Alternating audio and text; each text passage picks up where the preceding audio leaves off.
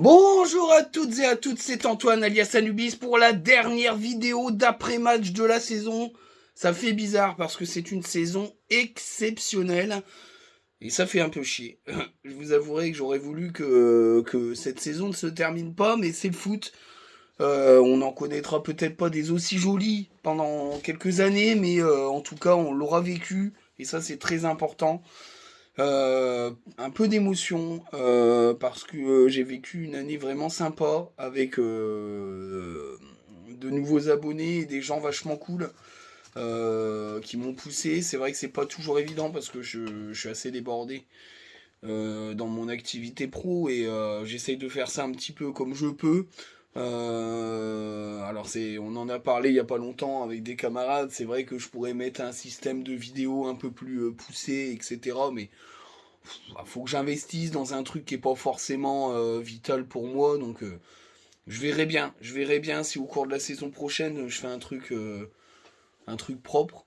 Mais c'est déjà pas mal comme ça et je trouve que ça tient plutôt la route. Le Galaxy S21 Ultra 5G fait le boulot. Voilà, petite pub pour Samsung, si vous pouvez me faire un petit chèque.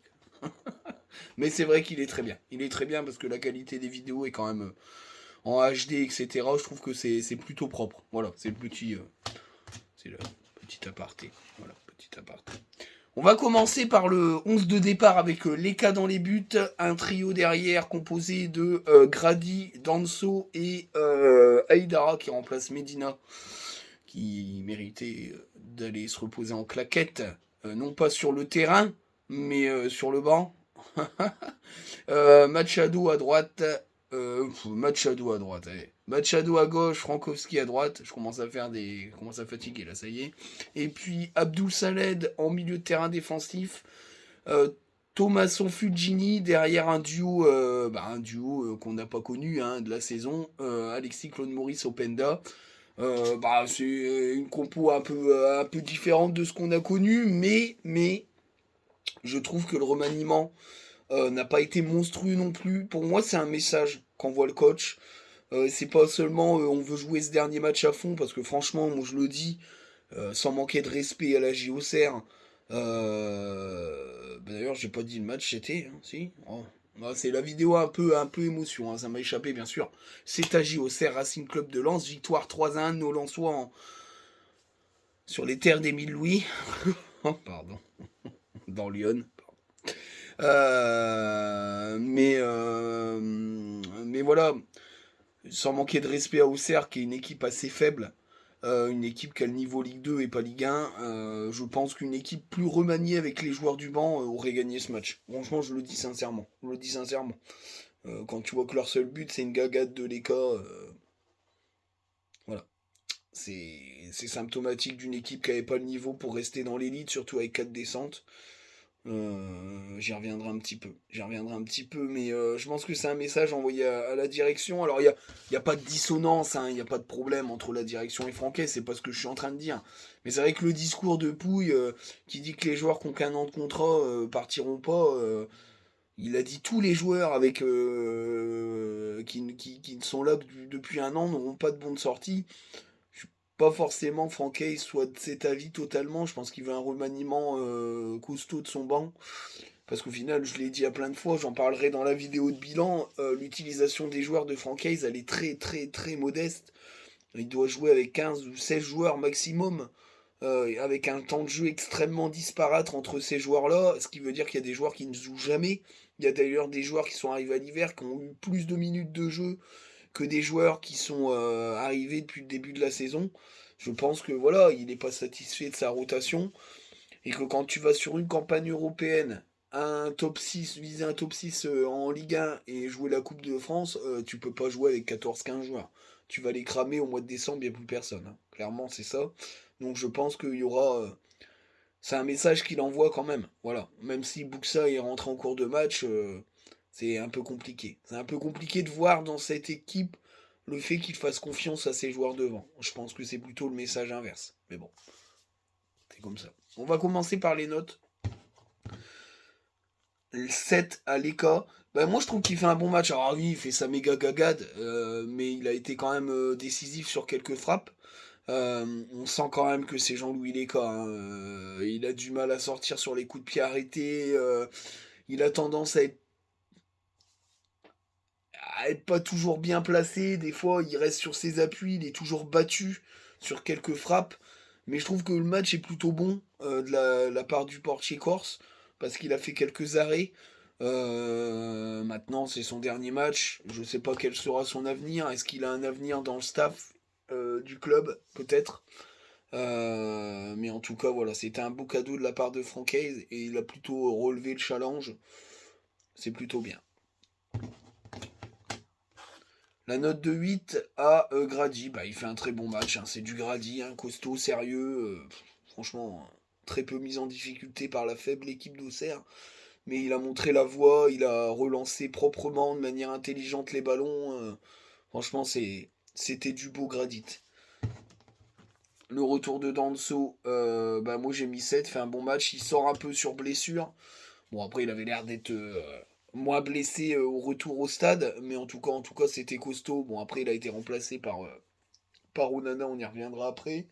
Et puis bah j'ai mis la même note à Idara. Moi je trouve qu'il fait un bon match, il a été plutôt costaud, solide en défenseur central gauche. Moi je pense vraiment qu'il faut recruter un piston gauche, et d'ailleurs c'est un peu la réflexion de la direction d'après les retours que j'en ai au niveau du scouting, du prospect. Je pense qu'ils veulent glisser Aïdara derrière dans une rota de défenseur central. Parce que il est clairement plus à l'aise dans ce poste-là. D'ailleurs, c'est son poste, plutôt qu'en piston. Mais moi, je l'ai trouvé très intéressant dans ce match-là. Après, l'opposition est très faible. Je vais le rappeler à chaque fois dans cette vidéo. Mais en tout cas, c'était bien. C'était bien. Abdul Samed, j'ai mis la note de 8. Bah, il fait un très bon match, Abdul Samed, hein. Franchement, il a récupéré plein de ballons. Le seul qui était assez dangereux, c'était Noah Masengo, j'y reviendrai, qui a été très intéressant. Et à un moment donné, il est monté en gamme, Abdul Samed, et il l'a muselé, le gamin, mais franchement, c'est propre ce qu'il a fait. C'est propre. Lui, c'est normal qu'il soit de l'11 de départ parce qu'il a été suspendu une paire de matchs, donc il était frais, donc c'est normal qu'il joue. Et voilà, il méritait de reparticiper à la fête puisqu'il a été énorme cette saison et il a fait un très bon match. Bon match du duo Thomasson-Fugini. Thomasson à la récup, à la projection, une belle tête. Dommage qu'elle soit pas cadrée. Et puis Fugini, les coups de pied arrêtés ont été plutôt bien tirés, je trouve. Et puis techniquement, c'est du très haut niveau. Euh, c'est vrai que il a une belle occasion. Radou l'enlève. Mais bah, clairement, c'est du tout bon ces deux joueurs-là. J'ai hâte de les voir avec un peu plus de liant dans un système qui leur convient peut-être encore mieux. Ça peut faire très très mal. Très très mal. Loïs Openda, bah, j'ai mis la note de 7. Moi je trouve qu'il fait un bon match. Il met son but, ce qui fait qu'il dépasse Roger Bowley et qu'il a marqué autant de buts que Georges Lèche, je crois, sur une saison. Donc ça remonte aux années 60-70 si je dis pas de conneries. Bah, c'est exceptionnel pour une première saison à 23 ans. C'est un crack. Voilà, clairement, c'est un crack. Et il fait une bonne partie. Alors après, c'était Auxerre en face. Donc chacune de ses accélérations, la défense était en PLS. Il fait une très belle passe décisive à Alexis Claude Maurice sur le premier but. Le deuxième, bah, c'est une erreur, mais bon. Du gardien, mais bon, il peut pas faire d'erreur vu le nombre de frappes qu'il doit arrêter. C'est obligé qu'il fasse au moins des bourdes, hein, parce qu'il a pris la foudre à Doux, j'y reviendrai, mais en tout cas, voilà. Il a conclu de fort belle manière sa saison. On en parlera aussi parce que dans le bilan, il faut souligner quelque chose, hein, de ce joueur-là, et j'en parlerai, qui fait que sa saison est exceptionnelle en fait. Très bon match de la part d'Alexis Claude Maurice, une fois n'est pas coutume. C'est vrai que c'est un joueur qui me déçoit sur cette saison, mais force est de constater qu'il marque un doublé. Au moins, elle se fera voir, hein, soit pour le Racing Club de Lens, puisque Pouille a parlé d'ajouter une option d'achat dans le prêt, soit par un autre club. Maintenant, Nice nous fera pas de cadeau. Je pense pas non plus que la direction va claquer des milliers et des cents sur ce joueur. Ça a été intéressant, il a récupéré un ballon sur le premier but, il marque le deuxième parce qu'il fait une feinte, il trompe un peu Radou qui loupe aussi le ballon parce qu'il a peur de toucher Alexis Claude Maurice. Donc voilà, il marque un doublé, il a fait un match intéressant à ce poste-là où il semble un peu plus à l'aise. Mais voilà, globalement, pour moi, c'est pas une réussite. C'est pas une réussite, mais peut-être qu'à ce poste-là, il sera plus performant. À voir. À voir. En tout cas, dans l'état d'esprit, il était. Et c'est peut-être aussi un signe que Francaise l'a aligné et pas Buxa. Voilà. D'ailleurs, on va en parler de Buxa. Moi, je trouve qu'il fait une bonne entrée. Il y a une occasion où il est bousculé. C'est limite quand même. J'ai revu la faute. Pour moi, il est déséquilibré. Il y a pénalty, hein. Il en voulait le gaillard, il voulait marquer son but et je pense que c'est normal.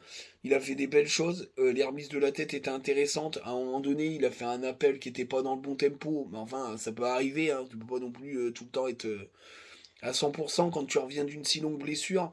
Il a fait jouer Wesley Saïd, mais il n'a pas été récompensé et c'est dommage parce que sur deux occasions, il est tout seul. Je suis sûr qu'il en marque au moins un. Voilà, c'était.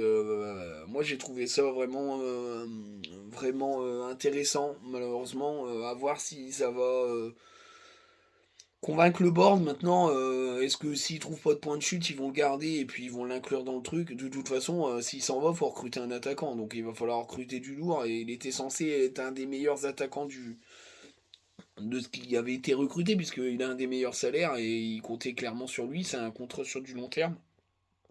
Donc je sais pas, c'est compliqué. À moins qu'ils trouvent une solution pour le. S'ils l'évacuent, c'est vraiment qu'ils étaient pas satisfaits. Mais le mec a été blessé. J'ai du mal à croire qu'il s'en aille comme ça. Mais bon, après on verra bien. J'ai mis la note de 7 à Onana. Bah, il rentre à la blessure de Danso, il fait le travail. Moi je trouve qu'il est meilleur en DC qu'en milieu de terrain. Mais bon, après c'est pareil.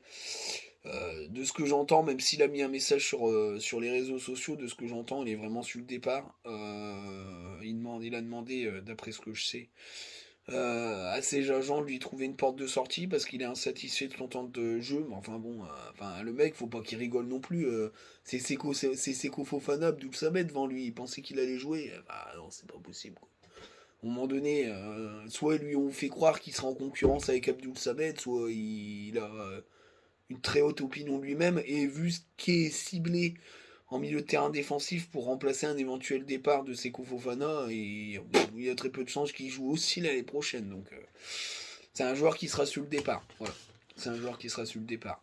Bah, j'ai pas noté le Cardinal puisqu'il s'est fait éclater la tête par Mbagnon. Je comprends même pas pourquoi il n'y a pas de carton parce que le geste est volontaire. Du coup, il a quasi pas joué donc c'est difficile à noter. Je suis en train de chercher qui c'est qui a rentré encore. Pas bonne question. Je ne sais plus. Voilà. Ah, désolé. Je sais plus qui est rentré.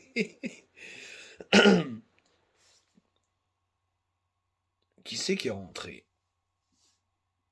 Ah bah Wesley Saïd, je suis con. Wesley Saïd, bah il fait une mauvaise rentrée, hein. Moi je suis désolé, hein. Il y a deux occasions, il doit la donner à Buxa, il fait n'importe quoi. Il fait n'importe quoi. Il n'y a que des mauvais choix. Moi c'est pareil, hein. J'ai un problème avec Wesley Saïd, c'est que pour moi, c'est une espèce de. C'est une énigme. Alors, quand il est à 100%, ce qui est une ou deux fois dans la saison, il est énorme. Il a mis des buts, il a mis un but exceptionnel. Enfin, si on s'arrête à son but exceptionnel,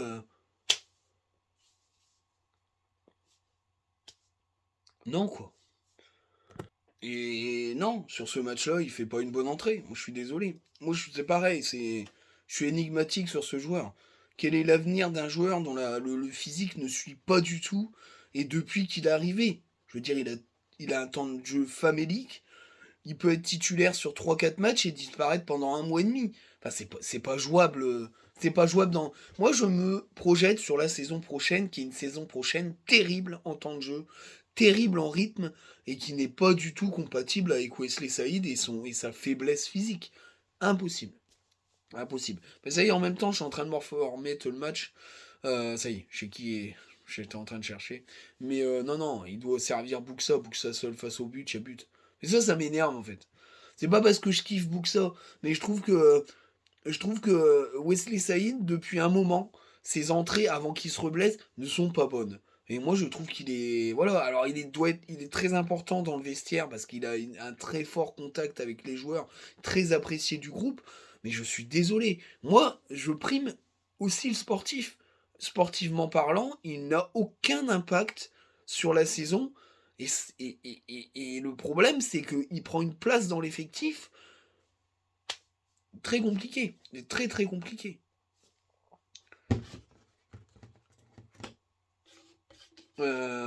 Sotoka, bien sûr, il fait une bonne entrée, hein, passe décisive pour Machado. Ah, j'ai pas noté ni Machado ni Frankowski. Ah bah, je vais les noter.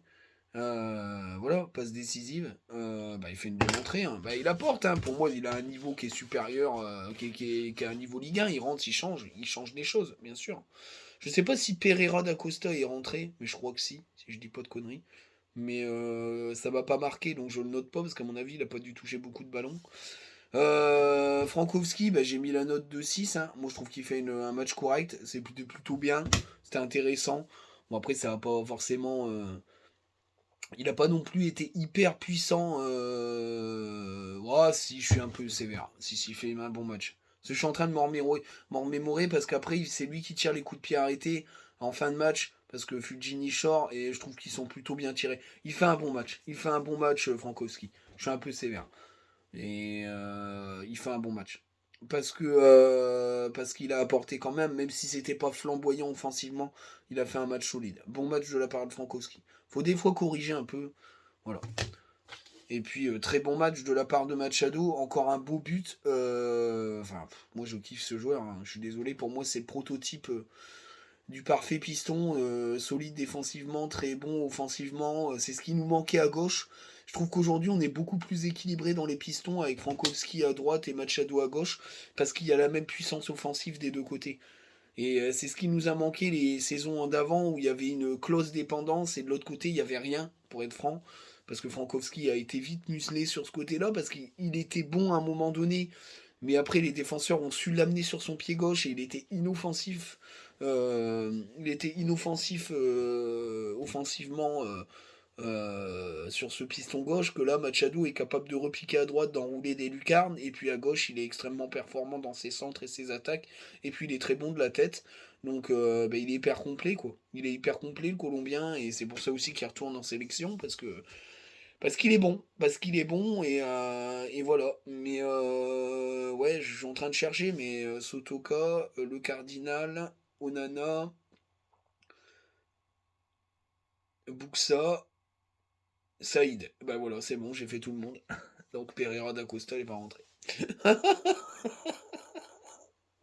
Voilà, je l'ai rêvé. Je l'ai rêvé. Un peu chaotique cette dernière vidéo d'après-match, mais bon, j'espère que ça vous ira quand même. J'ai quand même rattrapé mon erreur, hein, parce que j'aurais pu ne pas faire ni Machado ni Frankowski, mais on fait en live. Enfin, c'est enregistré, mais je le fais d'une prise. Donc voilà, on va dire que c'est bien. Il y a une petite coupure parce que j'ai éternué, donc j'ai dû couper. Mais c'est presque une seule prise. Ça va. Francaise, 7, hein, bon match. Hein. Il a réussi à motiver ses joueurs pour ce match et puis il doutait pas du fait qu'il jouerait le match à fond, donc c'est super. Les Auxerrois, c'est très faible. C'est très faible, mais j'ai bien aimé le petit Massengo, hein. Il a quelque chose, ce gamin prêté par Bristol. Moi j'ai trouvé qu'il fait une première mi-temps où c'était le seul qui avait secoué le cocotier, et à un moment donné il fait un slalom avec un pointu extérieur, un peu trop extérieur, il bouge pas, hein, les cas, hein, dessus. Moi je trouve qu'il a apporté des choses. C'est un milieu de terrain défensif capable de jouer en sentinelle devant la défense, mais aussi en relayeur. Il est international U21, je crois, si je dis pas de conneries, mais il est clairement talentueux. Je pense que. Bon, après, est-ce que Bristol va le garder? J'en sais rien. Mais je pense que ce gamin-là, il a de l'avenir dans une équipe de Ligue 1, clairement. Il est très très intéressant. Et puis Radou, prêté, je dirais bien par l'AC Milan, hein, si je dis pas de conneries, non? Par l'Inter, je sais plus. Bah, il fait 2 gagades sur les 3 buts. Mais il a arrêté combien de ballons? Enfin, je veux dire, à un moment donné, il faut arrêter de se voiler la face. Tu mets Bernardoni dans les buts, ils prennent une branlée, hein. Je te le dis tout de suite, hein. On va parler un peu du match. Le match, il a été pris par le bon bout dès le départ. On a surdominé des Auxerrois qui avaient les pieds qui brûlaient, hein, qui avaient un peu de stress. mais qui ont tenté quand même des attaques. Ils étaient galvanisés par le public auxerrois. Et puis on a très rapidement maîtrisé la bête. On marque très vite par une récupération rapide d'Alexis Claude Maurice, un relais par Openda qui est très juste, et puis derrière, crochet frappe, c'est très joli. C'est un très joli but. Et puis derrière, Radou fait le boulot, hein. Fait le boulot totalement, totalement, totalement. Toute la première mi-temps, les Auxerrois ont pris des vagues lançoises, mais des vagues et des vagues. Et Radou a arrêté la plupart des frappes. Il y en avait certaines qui étaient assez faciles, d'autres qui étaient plus dangereuses.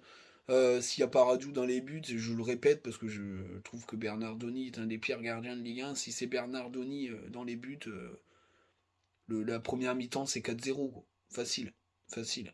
Il les maintient dans le match. Il les maintient dans le match. Et puis le début de la seconde mi-temps, j'attends avec tristesse ma bière chez Dupont. Là, j'y reviendrai. On parlera un peu de cette soirée aussi. Hein. Je vois le but par téléphone dans les travées du stade. C'est d'une tristesse absolue.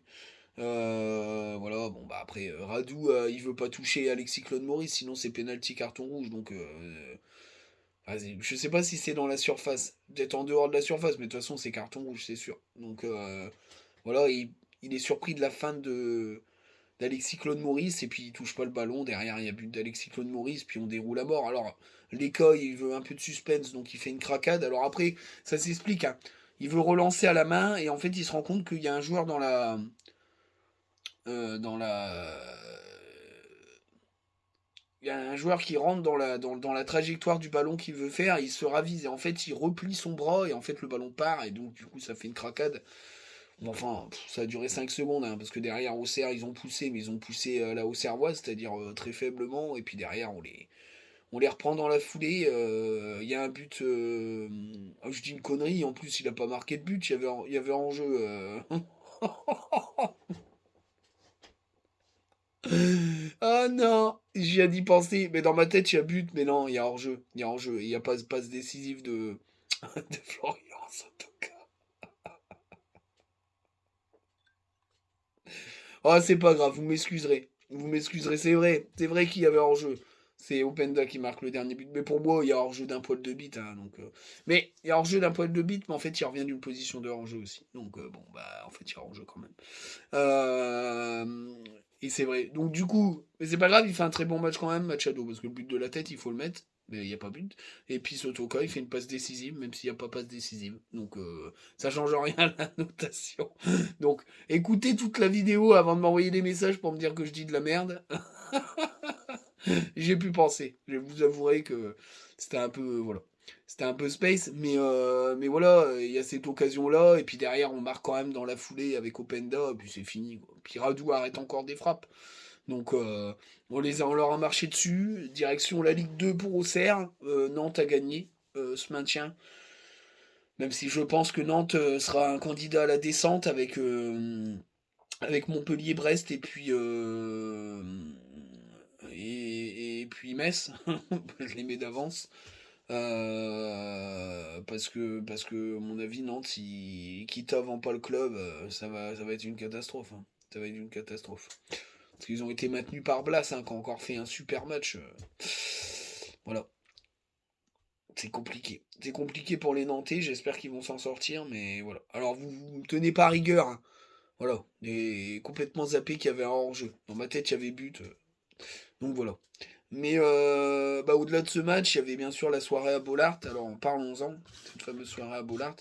J'y suis allé avec mon gamin, donc j'étais en Marek. Bon après, il y avait moins de bruit que la Marek habituelle, hein, sinon je ne l'aurais pas amené. Déjà là, il y avait beaucoup de bruit, il était assez impressionné. Après, c'est détendu un petit peu, mais... Alors le problème, c'est qu'il y en a qui sont fans, hein, mais moi je trouve que le DJ du début, de l'ouverture du match et Sound of Silence, il n'y a pas photo, hein, je préférais le premier DJ. Hein. Sound of Silence, c'était un peu bizarre. Enfin bref, je trouve que c'était un peu longué parce que bah fallait meubler à mort. Mais ça allait encore, c'était hyper festif, beaucoup de bonheur. Par contre, la viande saoule, quoi. C'est dramatique. On en a parlé en retour sur un space, je rentrais. C'est dramatique. Dramatique, une pensée à Noémie qui s'est fait un peu agresser par un supporter défoncé. Mais il y a quand même un énorme problème avec l'autorisation de l'alcool dans les enceintes sportives, hein. C'est le nombre de viandes saoules complètement déchirées. Il y en a un, il a bousculé mon gamin, mais fortement, ça va, je l'ai tenu. Il bouscule après deux gonzesses, ça va, il s'est fait attraper par la sécu. Mais moi, en fait, ce qui me pose problème, c'est Dupont, quoi. Alors, déjà, parce que le service est nul à chier, que les frites sont dégueulasses. Enfin, je mange pas de frites chez eux, mais j'en avais mangé, elles sont dégueu. Le service est exécrable. Tu mets un quart d'heure, 20 minutes pour avoir ta bière parce qu'ils mettent des étudiants. Alors, j'ai rien contre les étudiants, hein.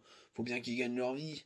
Mais enfin, ils savent pas servir une bière, donc ça prend 3 plombes. Quand ils servent les cocos, ça prend 2 heures pour servir les cocos parce qu'ils les font mousser, donc ils perdent un temps fou à servir des cocos, etc.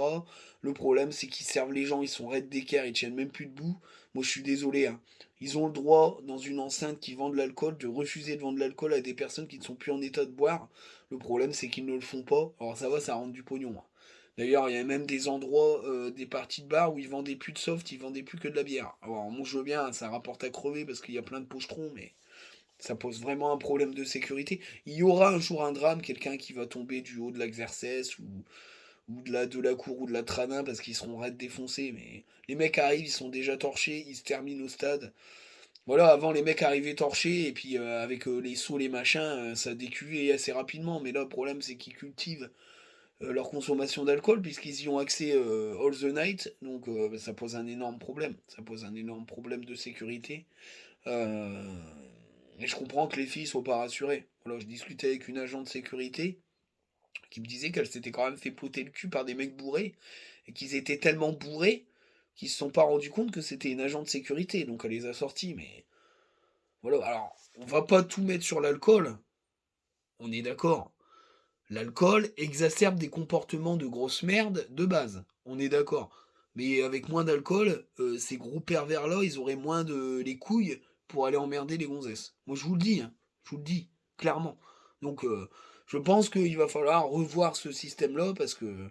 Ou alors refuser de servir les gens, mettre un agent de sécurité qui fasse le tri, qui dit toi, t'es bourré, tu dégages, et puis voilà, tu vas pas boire un coup. Puis c'est tout. On a le droit, hein. On a le droit en France de refuser de servir des gens selon leur état d'ébriété. Voilà. Et ben, faut le faire aussi au stade. Euh, Ce qui me permet de rebondir sur cette polémique des attouchements sexuels, hein, c'est gravissime, mais c'est un fait de société aujourd'hui. Euh, Pas que dans les enceintes sportives. On est arrivé dans une société d'extrême frustration chez les hommes, déjà parce qu'il y a de moins en moins de femmes, qu'il y a une éducation de plus en plus défaillante, et et ça c'est très important, il y a eu un accès au porno explosif depuis 20 ans, qui a complètement déréglé la façon de voir le sexe chez des adolescents qui aujourd'hui sont des jeunes hommes, qui considèrent que les gonzesses sont tous des bitches, parce qu'ils ont été biberonnés au porno américain où les meufs sont des sacs à viande, et d'ailleurs le porno français y est pour beaucoup aussi. Et aujourd'hui, ça donne une société de frustrés parce que ces mecs-là n'ont pas ce qu'ils rêvent d'avoir. Parce que c'est exactement ça, hein, c'est la génération je veux une mi-pute, mi-soumise. Et ils l'ont pas. Et ils sont extrêmement frustrés et ils vont chercher ailleurs ce qu'ils auront jamais. Et ben voilà. Mais il n'y a pas que des jeunes, hein. Il y a beaucoup de vieux crevards aujourd'hui qui se sentent complètement relâchés dans leur comportement de gros pervers. Donc c'est voilà, c'est une marque de déclin de société quand ce rapport au sexe est complètement perverti. Voilà, mais il y a aussi un truc que je voulais souligner, c'est un petit coup de gueule. Bon, je vais pas faire. On n'est pas sur du name dropping parce que je suis pas la Gestapo. Mais méfiance quand même, parce que il y a certaines personnes au background bien dégueulasse, j'irai pas plus loin, mais voilà, qui ont un passif de merde, et non pas une répute, parce que c'est un véritable passif, parce que certains voient de très bien de qui je parle, de qui au pluriel je parle, et qui aujourd'hui s'engouffrent dans la faille pour faire les victimes d'agressions sexuelles ou d'harcèlement sexuel. Méfiance, parce que vu le nombre de messages que je reçois où on me fait des sauvegardes de survie, de discussions avec certaines de ces personnes, qui sont des discussions coquines, hein, clairement, et les mecs ont tellement peur qu'elles chointent une partie de la discussion et puis balancer ça sur les réseaux sociaux en mode vous avez vu le gros porc qui marcelle, alors qu'elles ont clairement fait les chaudasses dans la discussion. Méfiance, méfiance. Parce qu'aujourd'hui, même dans les plus horribles sujets, il y en a certains et certaines qui veulent prendre la lumière, ce que je trouve abject et totalement horrible. Hein, quand je vois la vidéo de l'autre supporter lyonnais, là, vous voyez qui je veux dire, le roi du fumier, qui fait une vidéo, c'est pas bien de frotter les femmes, alors que lui-même a agressé verbalement en DM une supportrice lilloise en mode je vais te défoncer machin, et qui vient nous faire des vidéos pour prendre la lumière. Allez, va te faire soigner quoi. Va te faire soigner, t'es grave. Ou alors l'autre polonais complètement psychiatrique là, qui fait des menaces de mort en DM aux mecs et aux filles, qui propose même de te frapper à sang devant tes enfants, devant chez toi, et qui vient faire le père la morale sur Twitter. Hein. Ouais, c'est terrible, terrible. Entre ça et puis les reines, les reines de la soif là.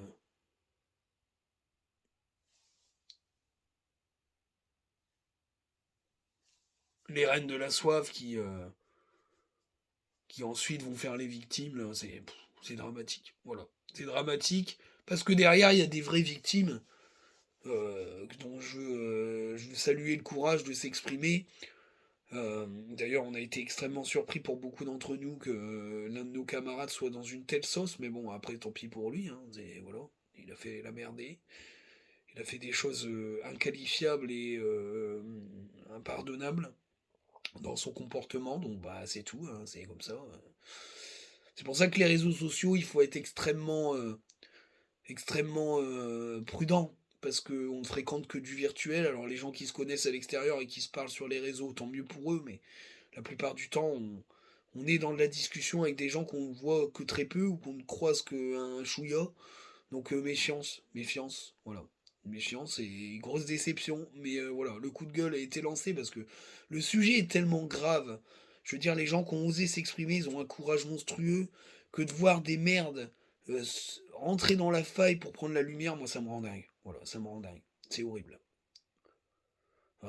Allez vous terrer dans un trou et arrêtez d'emmerder le monde, vous êtes des merdes. Et puis profitez pas de la tristesse ou des blessures personnelles de gens qui ont subi vraiment ces choses-là pour aller prendre la lumière, aller vous faire foutre. Voilà, c'est tout. C'était le gros coup de gueule. Mais voilà. Sinon la soirée était vraiment sympa. C'est le truc qui coupe.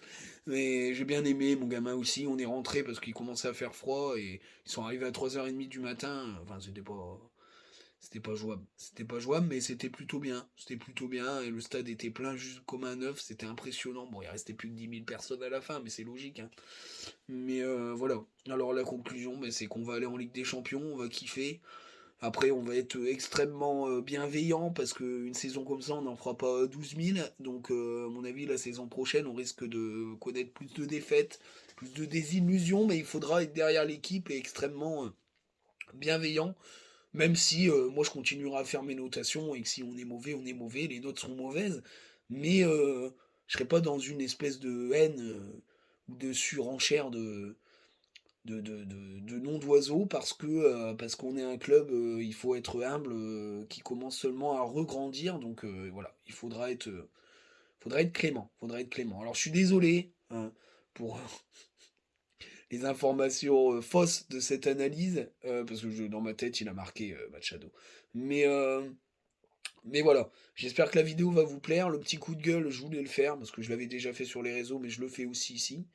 Et puis voilà, la projection, c'est la vidéo bilan. Qui aura lieu la semaine prochaine, je pense mercredi prochain, et puis une vidéo mercato peut-être dans la foulée ou entre les deux. Alors le système des vidéos mercato va être simple. J'en ferai une tous les week-ends. Ou tous les 15 jours, selon la vitesse des infos. S'il y a beaucoup d'infos, je la ferai tous les week-ends. S'il n'y a pas beaucoup d'infos, je la ferai tous les 15 jours et je rassemblerai toutes les infos. Alors quand je parle de vidéo mercato, je ne suis pas d'insider. Hein. Je ferai un résumé des infos, des rumeurs, de ce que j'en pense, des infos scouting ou intérêt de la cellule Lensoise sur certains joueurs. C'est voilà, je préfère prévenir. On n'est pas dans des vidéos où je vais dire il va signer. C'est totalement faux, vous le savez, mais je le précise pour éviter qu'on me mette une sauce à chaque fois, parce que les gens regardent pas les vidéos, puis ils se font un film. Donc voilà, je la ferai le week-end, parce que le week-end, souvent, ça bouge pas, les signatures de contrats sont bloquées, sont souvent le lundi ou quoi. Donc je les ferai le week-end, tranquillement, et puis voilà, je pense que c'est ça. Ou alors s'il y a un truc urgent, je ferai une vidéo quand même. S'il y a un grand joueur qui part du club, on fera une vidéo dans la foulée pour en discuter, mais le format sera ça. Une vidéo le week-end, soit toutes les semaines, soit tous les 15 jours, pour pouvoir tenir au courant de l'évolution, puis aussi faire peut-être des bilans des matchs de prépa, parce qu'on me l'a demandé, mais je suis pas chaud, parce que c'est des matchs de prépa, j'ai pas trop envie. Mais on peut toujours parler du match et puis de la prestation de certains joueurs, mais je veux pas faire forcément des analyses d'un match de prépa, donc on m'en a parlé, je suis pas trop chaud. Voilà, je vous réponds pour ceux qui me l'ont demandé. Je pense que voilà, je parlerai des matchs, je dirai quel joueur a un peu montré des choses, etc. Mais ça n'ira pas plus loin. Voilà. J'espère que les vidéos vous ont plu. Merci beaucoup de votre soutien, merci beaucoup des messages très constructifs, oh la vache, très constructifs qui m'ont permis d'évoluer. La chaîne a vraiment bien grandi, plus de 500 abonnés, pour un modeste mec comme moi, ça fait super plaisir. Des vidéos à plus de 1000 vues, enfin c'est exceptionnel pour moi. Voilà, j'espère que la vidéo, la chaîne continuera de se développer. N'hésitez pas à partager. Ça fait toujours plaisir de toucher un plus grand nombre. Et puis merci de vos messages à Bollard, parce que c'est vrai que je croise de plus en plus de gens qui viennent me dire bonjour et tout. C'est hyper plaisant. Donc je vous remercie. Je vous remercie beaucoup parce que c'est que du positif et que du bonheur. Je le fais en kiff et savoir que ça fait plaisir, c'est encore mieux. Pas l'année prochaine, à très bientôt. Et par contre, à l'année prochaine, à la saison prochaine, pardon, pour les analyses d'après-match. Je dis n'importe quoi. La vidéo est éclatée au sol, mais c'est pas grave. Allez, ciao.